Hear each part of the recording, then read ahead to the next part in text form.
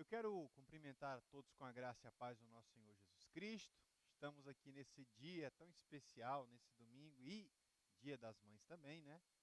Lembrando que Dia da Mãe é todo dia, mas temos uma data no nosso calendário feita especialmente para a mãe. Então, eu desejo um feliz Dia das Mães para todas as mães desse grande Brasil e as que estão aqui nos assistindo também, tá bom, irmãos? Bem, nós estamos dando continuidade aí nessa nossa disciplina e escatologia aí até Jesus voltar, pelo menos até dezembro a gente está estudando esse assunto. Hoje é um tema um tanto indigesto, vamos falar sobre morte, mas não para... e morte é um assunto que todo mundo só quer conhecer na teoria, porque na prática é meio complicado, né? Bem, nós vamos falar sobre a origem, nós vamos falar sobre consequências e também tipos. Há mais de um tipo de morte? Não há só uma morte? Há mais de uma? Bem, nós falaremos sobre ela. Não temos nenhum texto específico que a gente vai trabalhar, embora trabalharemos de maneira transversal muitos textos da Escritura que falam sobre a morte. Tá? Então vamos falar sobre origem, consequências e tipos de morte. Eu queria começar com uma citação do C.S. Lewis. Lewis dizia o seguinte: morra antes de morrer, não há chance depois. Eu adoro essa citação do Lewis, porque ela levanta uma questão que é: há uma morte da qual ninguém poderá, não há remédio, não há como, é irreversível. Essa é a morte eterna. Não há remédio para ela. Mas há uma morte que há remédio para ela. Essa é a morte espiritual. E há uma que vence a gente de vez em quando, que é a morte física.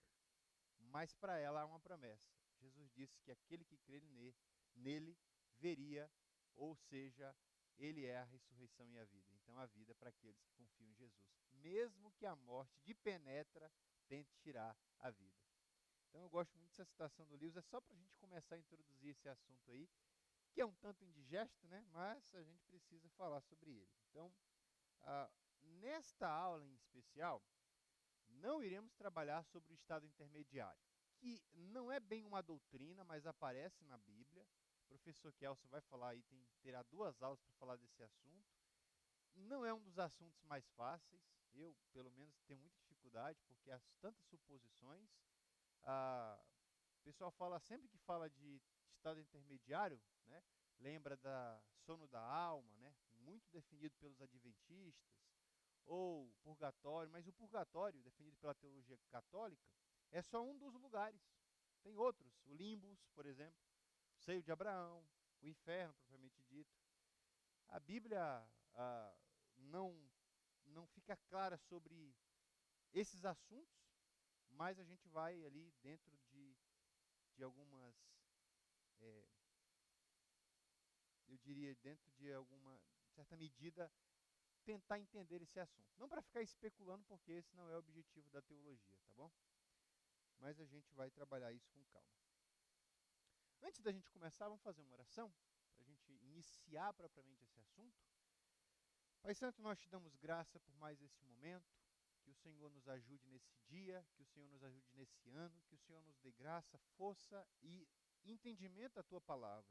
Que a tua palavra, que é lâmpada e luz, Senhor, venha nos conduzir pelas veredas de justiça por amor ao teu nome. Nos ajude, nos dê graça, nos dê entendimento, de acordo com a tua palavra, para que sejamos, ó Deus, prudentes no nosso caminhar, em nome do teu Filho amado Jesus Cristo. Amém. A morte é tanto um tema indigesto, né, quanto um assunto sobre o qual pouco falamos. Aliás, se você quer estragar um banquete, um aniversário, você começa a falar de morte e de coisa assim, você acaba estragando um aniversário, uma confraternização, etc.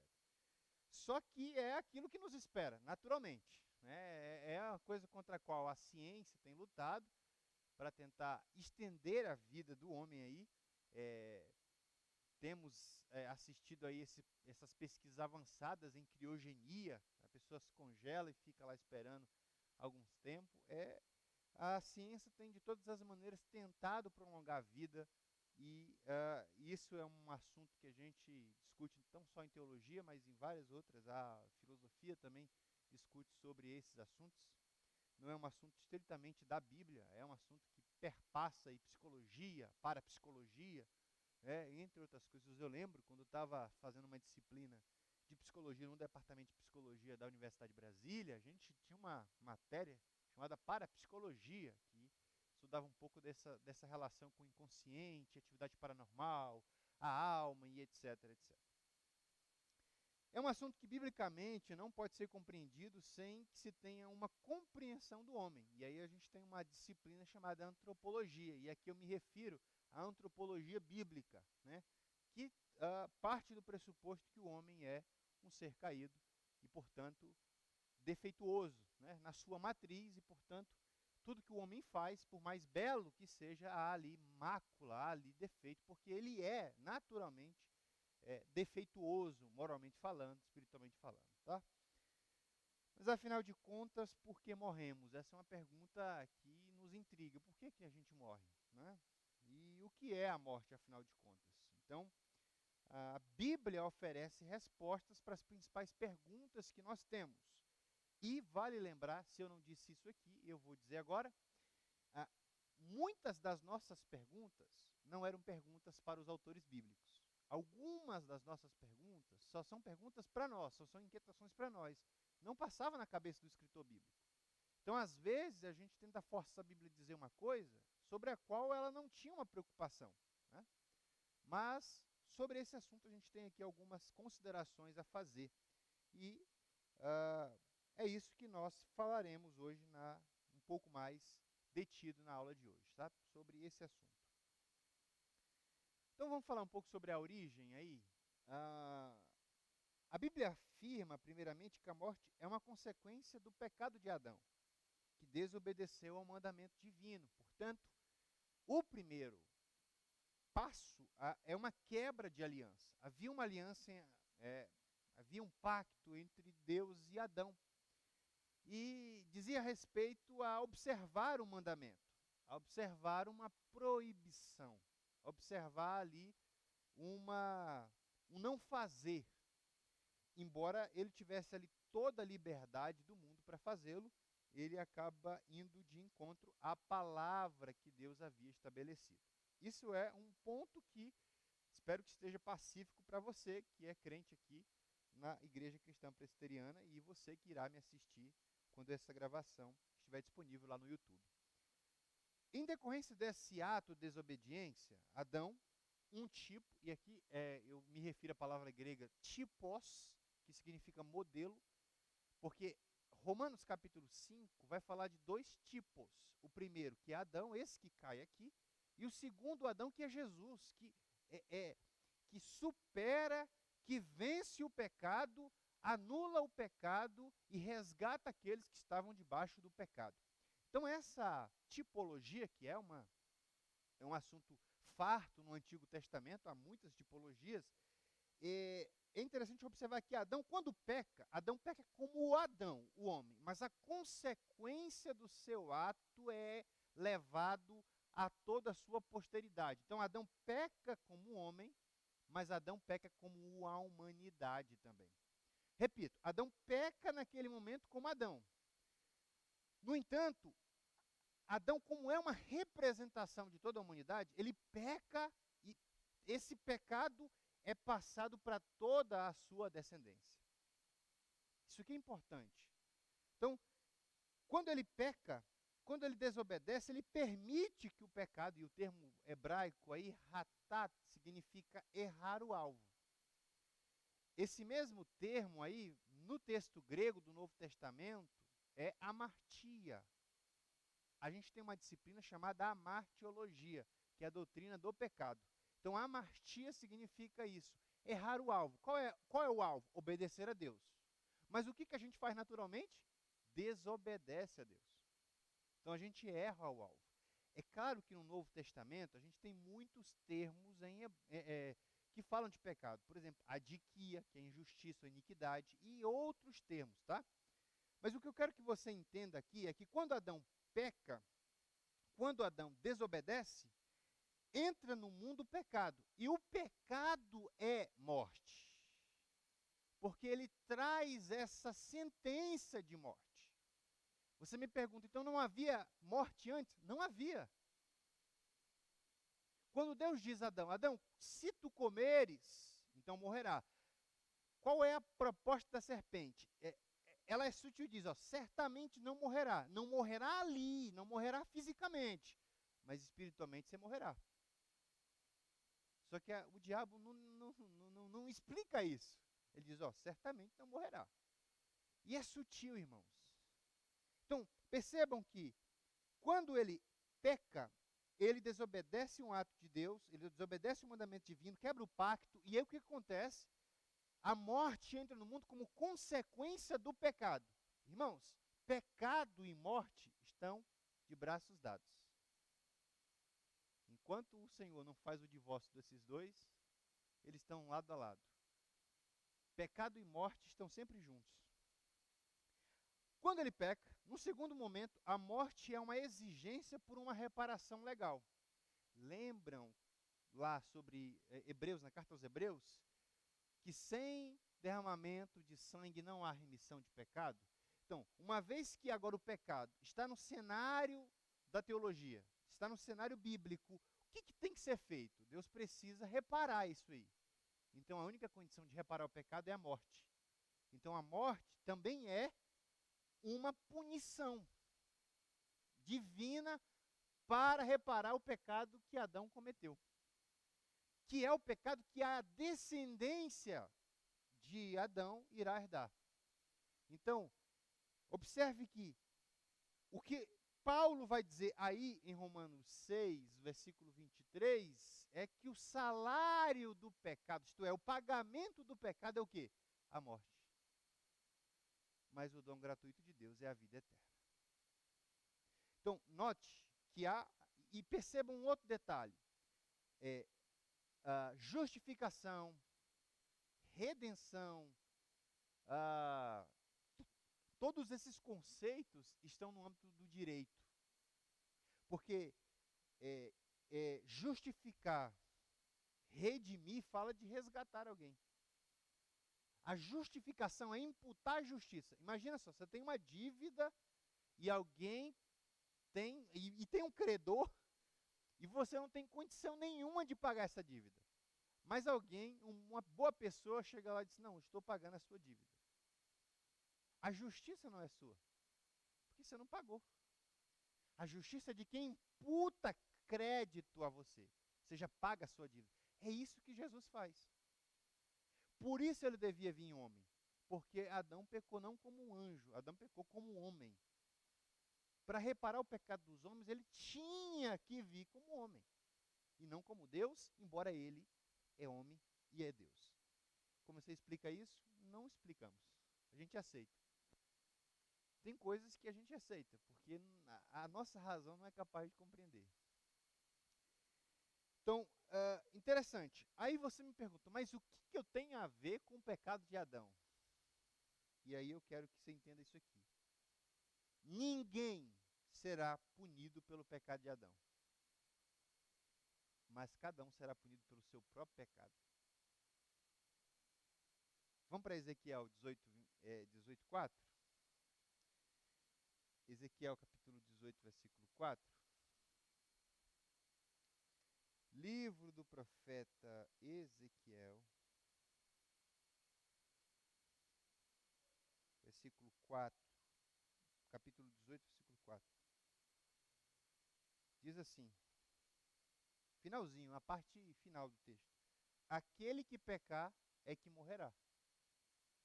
Embora Adão tenha pecado, e todos nós somos pecadores, à semelhança de Adão, não seremos punidos pelo pecado de Adão propriamente dito, mas cada um pelo seu próprio pecado. Aquele que pecar, esse morrerá. Porque imagina só, nós, anos distantes de Adão, sendo responsabilizado pelo pecado de Adão. O que Adão faz é inaugurar uma modalidade no mundo chamada de pecaminosidade. O que Adão faz é, ao pecar, ao desobedecer, ele permite que agora o homem que virá, a descendência dele, tenha essa inclinação para o mal. Então, muitas vezes, não sei se vocês já se perguntaram assim, como é que essa criança é capaz de fazer essa coisa?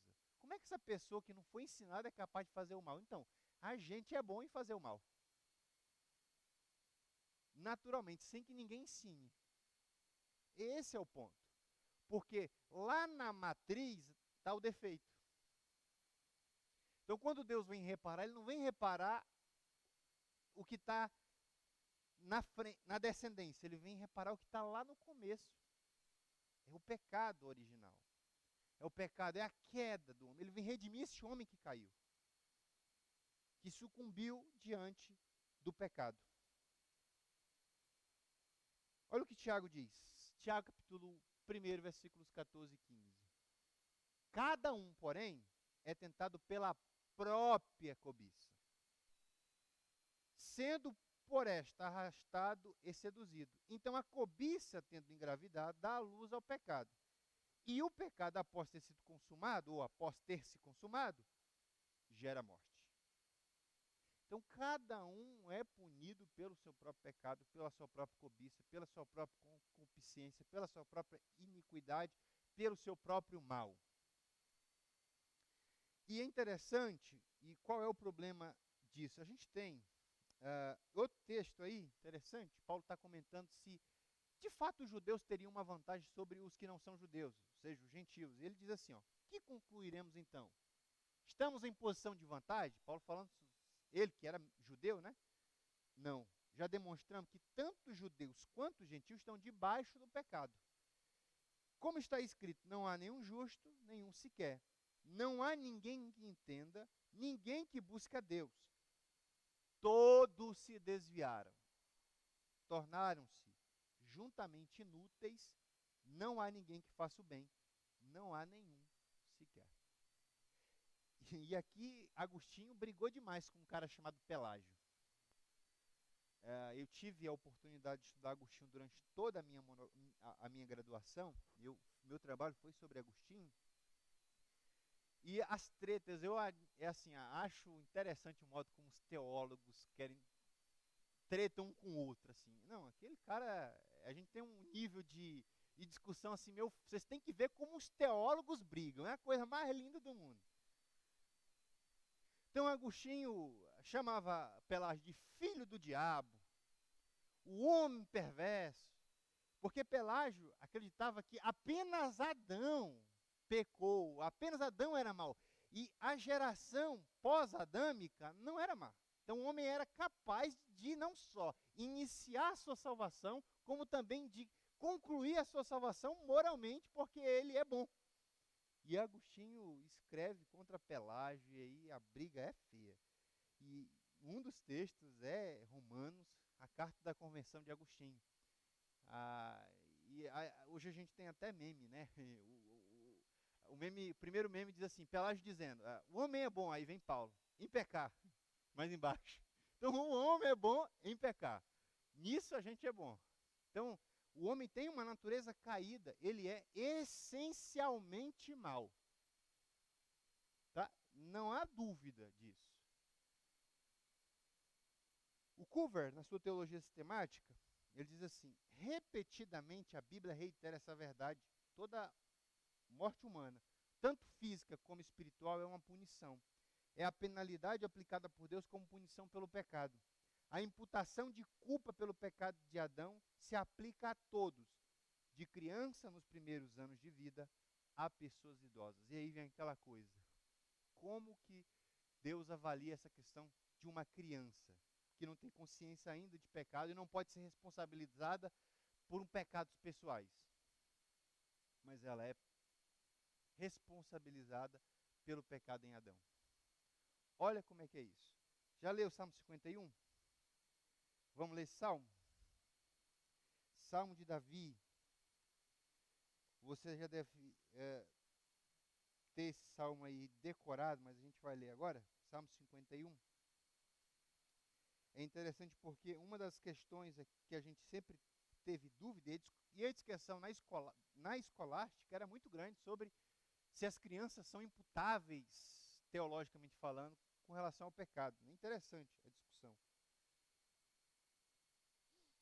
Ele diz assim, ó, no Salmo 51, Davi, ele está confessando seu pecado, aí lá no verso 5, achei 51, 5, sei que sou pecador desde que nasci. Sim, desde que me concebeu minha mãe. Ou em iniquidade me concebeu minha mãe. Ou seja, há uma discussão, é verdade, sobre o significado desse texto, não vamos entrar nisso, mas uma das questões é, nós já somos, por conta do pecado federal, e federal nesse sentido aqui que atinge a todos, de Adão, desde que a gente está no ventre, já é, digamos assim, penalmente imputável. Não há, portanto, nesse sentido, uma menoridade espiritual onde o pecado não se aplique. Todo mundo é penalmente imputável. Pecado é pecado e atinge a todos de maneira indistinta. A criança e o adulto. Essa é a questão. Mas antes de falar sobre isso, das consequências oriundas da morte, eu tive a oportunidade de estudar um cara chamado Jean-Jacques Rousseau, um filósofo suíço que escreveu a teoria do bom selvagem. O que é essa teoria? Para Rousseau, o homem é naturalmente bom. Na verdade, ele é não só bom, ele é essencialmente bom, mas a sociedade o corrompe. O meio em que ele vive o corrompe. Evidentemente, essa teoria do Rousseau foi refutada, entre outras, por Thomas Hobbes, um filósofo político inglês que vai dizer o homem é essencialmente mau. E aí tem aquela famosa frase do Hobbes, o homem é lobo de outro homem. Se der oportunidade, ele vai matar e tomar tudo que você tem. O homem faz isso. Então, o que está na tese do Rousseau é um certo otimismo com relação à nossa natureza. Existem hoje muitas teorias, inclusive freudianas, né, que acreditam nesse estado primordial que o homem é bom. Na verdade, isso é apenas hipótese, e na verdade isso aí não se concretiza, de modo que existem experiências em que as pessoas ficam afastadas em lugares isolados e elas são capazes de crueldades de tamanha proporção que a gente fica assim, como é possível? Como é possível, por exemplo, que um homem como Hitler tenha matado mais de 80 milhões de judeus? Não é como é possível, é quando que vai acontecer. E aqui, me permita fazer um breve parêntese, eu tive uma aula com um dos melhores professores dos especialistas em Tolkien, e ele comentava sobre Dostoiévski numa das aulas.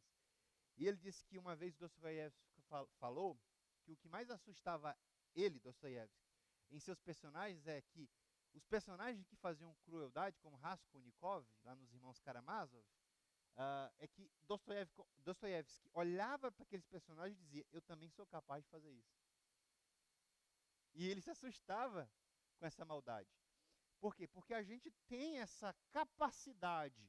Veja, o homem, naturalmente, ele está inclinado para o mal. O pêndulo só vai para baixo. É só para coisa da carne. E carne, no texto bíblico, é natureza caída.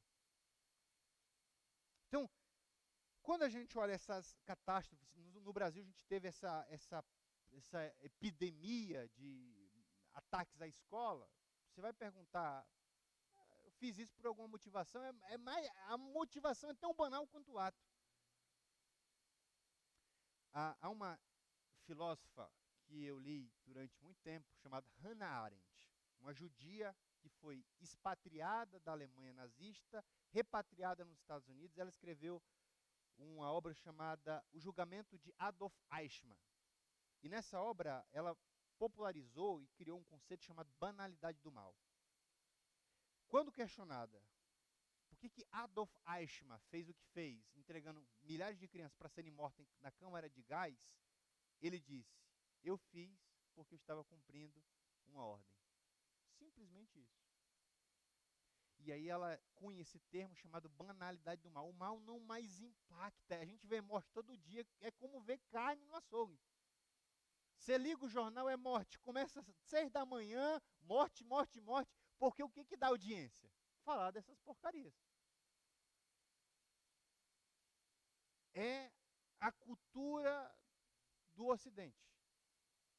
Então, não é só banal no sentido de, deixa para lá. É banal porque o homem é capaz de coisas e a justificativa para essas coisas ruins são. E daí? Eu fiz porque fiz, me deu na cabeça. Então, a gente vê que esse conceito de pecado, ele está, digamos assim, maculado. O Chesterton, ele dizia que o pecado era a única coisa da teologia que a gente podia ver na prática. Bastava andar nas ruas. E é interessante, porque ele está vivendo num período aí de grande guerra no Reino Unido, de muitos conflitos, e para ele aquilo estava latente, né? Vamos falar então sobre as consequências da morte? Porque, veja, todos nós, se Jesus não voltar antes, iremos morrer. A questão é só quando, mas que vamos. Mas o ponto não é esse, gente. Veja, com a desobediência de Adão e a entrada do pecado no mundo, a gente tem algumas consequências que são vistas no homem, na natureza, no modo em que, na terra, de modo que as suas consequências podem ser vistas em toda parte. Então a morte é uma consequência com a qual nenhum homem tem poder para vencer. Então, doenças, guerras, pestes, pragas, etc., são consequências diretas e indiretas do pecado de Adão, porque antes dele não havia nada disso. Imagina só, o Senhor cria esse homem reto, como vai dizer Eclesiastes, perfeito, que tinha aquilo que nós não temos, que era uma liberdade plena, não havia nada que o sobrepujasse, nem que estivesse acima dele. Ele era livre no sentido dessa palavra mesmo, livre, totalmente livre. Mas há um termo em teologia que a gente chama que a queda é contingente. Poderia não ter acontecido, mas aconteceu. Para cada uma dessas situações, Deus já havia previsto uma resposta e um plano. Veja, tem gente que acha que quando o Adão peca, vai começar um plano. Não, o plano já está feito desde a eternidade. Inclusive, no cômputo do divino, estava a queda de Adão. Agora, eu discordo daqueles que acreditam que a queda de Adão foi decretada. Porque nós não temos nenhuma inferência para isso. Porque se Deus vai punir alguém por uma coisa que ele já decretou, aí a gente entra num conceito de como é que a gente resolve esse embate jurídico? Ué, Senhor, você está me punindo por uma coisa que você decretou que eu fizesse. E aí a gente deixa essa discussão aí para debate entre Calvino e Arminio. Tá? Eles são bons nessa questão. Então, antes do pecado, Adão desfrutava de uma coisa que muitas vezes falta a gente: vitalidade e longevidade. Após o pecado, o que a gente tem é cansaço e enfado. Sim?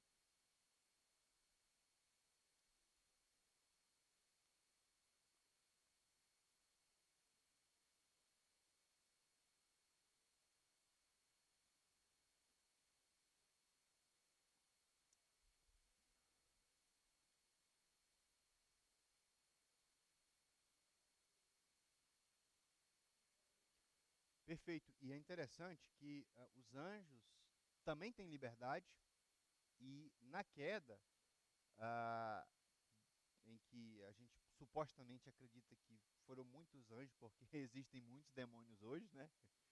Ah, eles poderiam não fazê-lo, né? Ah, porque quando a gente olha para a história bíblica, veja, quando os filhos de Adão cometem o primeiro homicídio, mais especificamente Caim, antes de cometer, o Senhor disse: o pecado está à porta e cabe a você dominá-lo. Ou seja, é contingente, você pode não fazê-lo. E vou citar aqui um grande filósofo que é Immanuel Kant. Kant dizia: a liberdade consiste justamente em fazer aquilo que não se quer. Não tem nada mais cristão do que isso, gente. Porque se eu faço o que eu não quero, eu me torno escravo do mal que eu pratico. Então só é livre quem faz o que não quer, que é o certo a se fazer, o bem a se fazer. Porque quando você diz assim, eu vou usar minha liberdade para o mal, você deixa de ser livre para ser escravo do mal que você vai praticar. Então Adão, ao cair, caiu pela sua própria concupiscência. E vocês notam no episódio da queda, que ali começa essa questão de terceirizar a culpa? O Senhor pergunta, e aí, o que aconteceu? Não, foi a serpente. Aí a mulher, não. A mulher, primeiro pergunta para a mulher, e aí, o que aconteceu? Aí a mulher diz, não, foi a serpente. E ninguém assume a culpa. E acontece até hoje. Como dizia Sartre, o inferno são os outros. Começa lá, lá atrás. Então, como vai dizer Moisés no Salmo 90, verso 10, né? Os anos dos homens são aí 70, quando muito 80. O que passa disso é canseiro e enfado. Ou seja, está jogando já nos acréscimos do segundo tempo. Então, a morte traz algumas dessas consequências. Deixa eu citar aí Platão, porque tem muita gente confundindo a teologia paulina com platonismo, tá? Cuidado. Nem tudo que Platão disse a Bíblia respalda. Algumas coisas parecem bater. Agostinho tem um trabalho belíssimo em que ele vai resgatar Platão justamente para mostrar como parece demais cristianismo, o platonismo, em alguns aspectos. Mas nem tudo é o que parece. Para Platão, a morte é uma espécie de libertação da alma.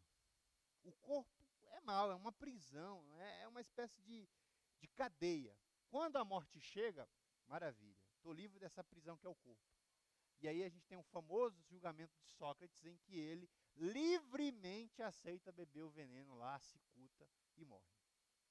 Mesmo podendo não fazê-lo, renegando o que ele havia ensinado, ele poderia se livrar da sentença. Mas ele livremente morre porque há ali uma doutrina da morte. Para o filósofo, a morte é essa espécie de prisão. Os estoicos, que vêm um pouco depois de Platão, e a gente tem muitos estoicos, a gente tem Marco Aurélio, Cícero, enfim, outros tantos aí. Para os estoicos, a morte era a bem-vinda fuga da vida, não da alegria e do prazer, mas dos males e do sofrimento. Agora, independentemente de qual visão a gente possua, e eu espero que você possua uma visão bíblica, tá? A morte continua a ser uma coisa que nos assusta. Mesmo que a gente, olha só, mesmo que a gente saiba que ela vem, a gente sempre se assusta quando ela chega, batendo na porta. Opa, estou aqui esperando. Por quê? Porque no plano original ela não estava prevista.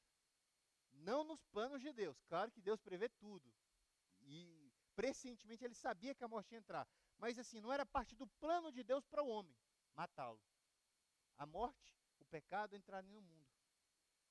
Então, veja, a morte está associada a lágrimas, a luto, terra, pó, cinza, como Jó refletiu. Mas tem uma boa notícia. Jesus já derrotou a morte uma vez e derrotará definitivamente a morte de novo.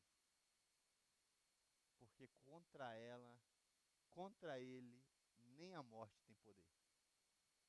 Aliás, quando a gente fala de Jesus para a morte, imagina só.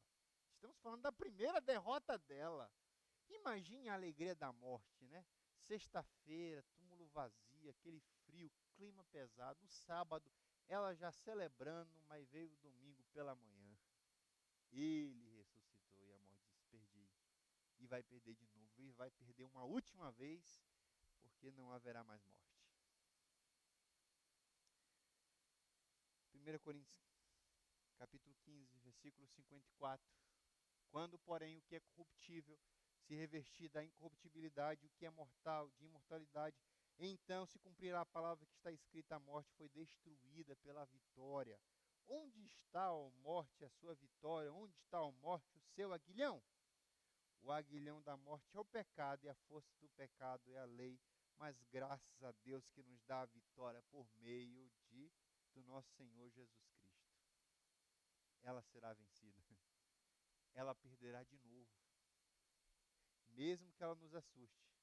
Mesmo que ela, quando chega, tire o prazer dos alimentos da nossa boca e cause aquele estrago, ela vai perder de novo. O que é a alma, afinal de contas, né? E qual a relação que ela tem com a morte? O que é a alma? Né? Platão acreditava que a alma era uma substância eterna e material. Tem uma teoria chamada metempsicose, que é, imagina só, um monte de alma, essas almas vêm livres, onde elas estão no mundo das ideias. É aqui mesmo que a doutrina da encarnação bebe, tá? Em Platão, em Pitágoras, é aqui que ela bebe. Essa é a fonte. E vem e habita um corpo. Ali, aquele corpo que é uma prisão. Veja, e aí vem Pitágoras antes de Platão dizendo que o homem passa por um ciclo de 44 mil reencarnações. É encarnação para Dedé. Mas não é bem isso que a Bíblia fala. A Bíblia afirma que a alma é aquilo que vivifica o corpo. Isto é, concede vida ao corpo. Porque, percebe, Deus cria, molda o homem, mas o que falta no homem? Porque o corpo está lá. Imagina aquele bonecão lá, de barro. Mas tem alguma coisa que falta. Já tem um corpo. Mas falta vida. Gênesis 2:7. Quando Deus soprou o fôlego, e fôlego ali não é ruá, que é vento. É nefesh, que significa alma. Então ele se tornou alma vivente. Então não existe, desculpem aí, tá? Alma sem corpo, corpo sem alma. Não existe fantasma. E não existe esse ciclo de que os mortos vêm fazer o que no mundo dos vivos, né? É preciso dizer, então, que não temos nenhuma informação bíblica que sustente que a alma é eterna. Por quê? Tanto Platão quanto Aristóteles acreditavam que a alma era eterna antes do mundo. Você vai ler algumas das obras de Aristóteles, ele sustenta isso. Só que a Bíblia não fala sobre a eternidade da alma. Há alguns textos na Bíblia em que a gente pode pressupor a imortalidade da alma. Só que a alma não é imortal no mesmo sentido que Deus é imortal. Deus é imortal no sentido pleno dessa palavra. A alma do homem não, porque a alma é uma alma criada. Ora, se Deus tem poder para criar, ele tem poder o quê? Para destruí-la. Aliás, é isso que vai falar lá em Mateus 23:10, um texto dificílimo, tá? Que a gente vai tocar depois aí, quando a gente estiver em off, numa polêmica. Então, esse salmo, Salmos 16, verso 10, 16, verso 17, 15, verso 15, falam de uma eternidade da alma, de uma imortalidade, melhor dizendo, da alma. Que a alma é imortal e que ela não ficará no limbo, no Sheol. O Sheol, que pode ser traduzido como cova, inferno, o que você imaginar. Que é onde supostamente a alma está. Então, assim, não sei se você já ouviu, não, se a gente cavar mesmo bem fundo, a gente vai chegar no inferno. Não vai, pode chegar no magma, não vai chegar no Japão, tá? Pode chegar num lugar profundo, mas o inferno não é uma coisa material. Porque lá é uma espécie de prisão desses espíritos, desses seres, que não são materiais. Quando Jesus ressuscita, algumas leis não se aplicam a ele. Veja, os discípulos estão num cenáculo, porta fechada, ele entra, atravessando a parede. Veja, um corpo que é glorificado. Mas se é um corpo que é glorificado, não deveria ser impedido pela parede? É, mas ele é um corpo vivificado. Como é que é isso? Então, as leis que não se aplicam a ele, porque ele agora não é mais um corpo material, é um corpo espiritual. Como é que vai ser no céu? Aí você quer saber demais, né? Aí o limite da teologia para aqui. Como é que vai ser lá? Não sei, não cheguei lá ainda. Então a morte é essa ruptura entre a alma e o corpo. Eu só vou abrir rapidamente com parênteses, que a gente já vai se caminhar para o fim, já são 17h55. Ah, existe uma espécie de dualismo no meio evangélico que tende a, digamos assim, a levar à última potência essa radicalidade entre alma e espírito. E isso tem um lastro gigantesco. Descartes, no seu cartesianismo, ele enfatizava a superioridade da alma em relação ao corpo. E outros filósofos também faziam isso. Isso influencia na teologia. Você vai pegar, por exemplo, um cara como Oscar Cullmann, doutor Oscar Cullmann, um grande nome da teologia e da esperança, um dos grandes, que também está com o pé na teologia liberal, que bebe de Calbart e outros tantos. Eles são o que a gente pode chamar de fisicistas. Para ele, morreu, acabou. Não tem sono da alma, não tem estado intermediário, acabou. A alma, o homem quando morre, e fica num estado de vazio, de nada. Era o que Oscar Cullmann e outros teólogos liberais defendiam. Bem, se acabar tudo no vazio de um túmulo, então nós não temos a esperança melhor do que a dos ateus, que quando acreditam que acabou, acabou. Irmão, se a gente espera só em Deus, diz Paulo, nessa vida nós somos os homens mais dignos de compaixão. Se a gente acredita que acaba tudo no túmulo, então nós somos os mais dignos de arrependimento, de compaixão de Deus, porque, meu Deus, se acaba ali, é uma vida muito curta, meu irmão, que passa assim, no estalar de dedos. E aí é pressa para a gente entender e viver e entender isso aí. Ó. Ajuda-nos a entender como a vida é breve. Breve quando? Breve como a relva que aparece e logo é dissipada pelo sol. Para que vivamos com sabedoria. Há mais de um tipo de morte? Há pelo menos 3. Primeira, morte física. Morte física é aquela que é consequência do pecado original. Que no pecado original é uma morte espiritual, mas que tem reverberação na morte física. Porque percebe que de Adão os anos só vêm declinando. Metusalém é o homem mais velho da Bíblia. Mas pega de Metusalém para cá. Todos vêm, por exemplo, Moisés morreu com 120 anos. Josué, poucos anos. E assim vem. Então, há essa cessação da atividade no corpo, que acaba. Morreu ali fisicamente. E é o texto que está aí em Hebreus 9, 27. Ao homem está destinado a morrer o quê? É isso. Temos a morte espiritual, que é aquela condição de todo homem que está longe e alienado de Deus. Romanos capítulo 5, versículo 12 a seguir. Ou seja, o homem que está morto.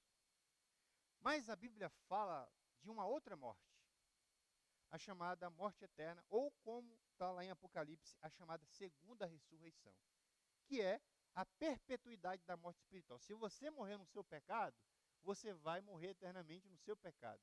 E aí não há mais como se arrepender, porque esta é a segunda morte. Apocalipse capítulo de número 20, versículo 14, Apocalipse 21, 8.